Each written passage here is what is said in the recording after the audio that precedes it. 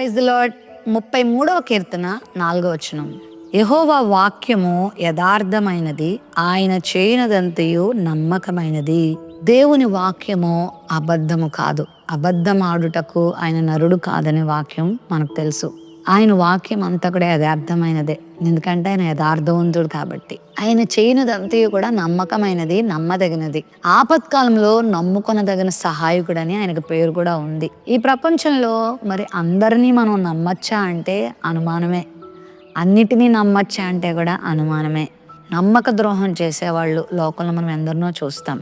కానీ నీవు కలిగి ఉన్న దేవుడు, నేను కలిగి ఉన్న దేవుడు, మనం వింటున్నా, మనం చదువుతున్నా, మనము పాటిస్తున్నా, అనుసరిస్తున్న దేవుని వాక్యం మాత్రం నమ్మదగినది, యథార్థమైనది, సత్యమైనది. ఆయన చేయనిదంతే నమ్మదగినదే. నువ్వు ఆయన నమ్మచ్చు. నీ జీవితంలో ఎవరైనా నమ్మి మోసపోయావా? ఒకవేళ నీ జీవితంలో ఇంకెవరిని నమ్మకూడదు అని నీకు అనిపిస్తుందా? చాలా మోసపోయినటువంటి పరిస్థితుల్లో, నష్టపోయిన పరిస్థితుల్లో నువ్వు ఉన్నావా? అయితే దేవుని నమ్ముకో, ఆయన వాక్యమును నమ్ముకో. ఆయన వాక్యం యథార్థమైనది.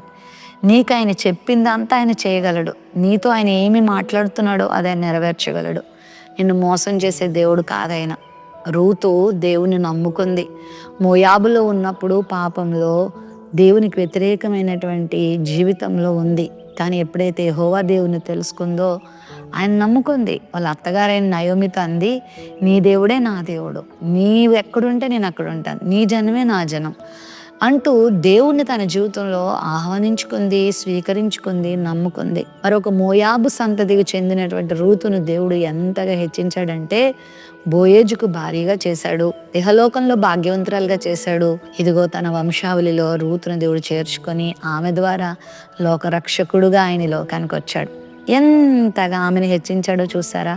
నువ్వు ఆయన నమ్ముకుంటే నిన్ను ఆయన విడిచిపెట్టడు, నీ సంతానాన్ని విడిచిపెట్టడు. ఆయన మీద దృష్టి పెట్టుకో. ఆయన చెప్పిన దాని మీద అనుమానించొద్దు.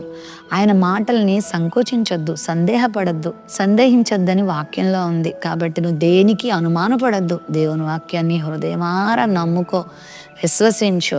ఆ వాక్యం ప్రకారంగా నీ జీవితాన్ని ముందుకు నడిపించుకుంటే ఆయన వాక్యం నీ జీవితంలో గొప్ప కార్యాలు చేస్తుంది. ఆయన వాక్యం నీ జీవితంలో గొప్ప ఆదరణ ఇస్తుంది, నీ జీవితంలో అద్భుతాలు చూపిస్తుంది. ప్రేమ నమ్మకం కలిగిన మా తండ్రి, నీ వాక్యమును నమ్మి నీ వాక్యమును స్వీకరించగలిగితే మా జీవితంలో నువ్వు అద్భుతాలు చేస్తానన్నావు. నీ బిడ్డల జీవితంలో నీ కార్యాలు జరిగించి నమ్మకమైన నీ కార్యాలు బిడ్డల జీవితంలో నెరవేర్చమని యేసుక్రీస్తు నామంలో ప్రార్థిస్తున్నాం తండ్రి. ఆమెన్.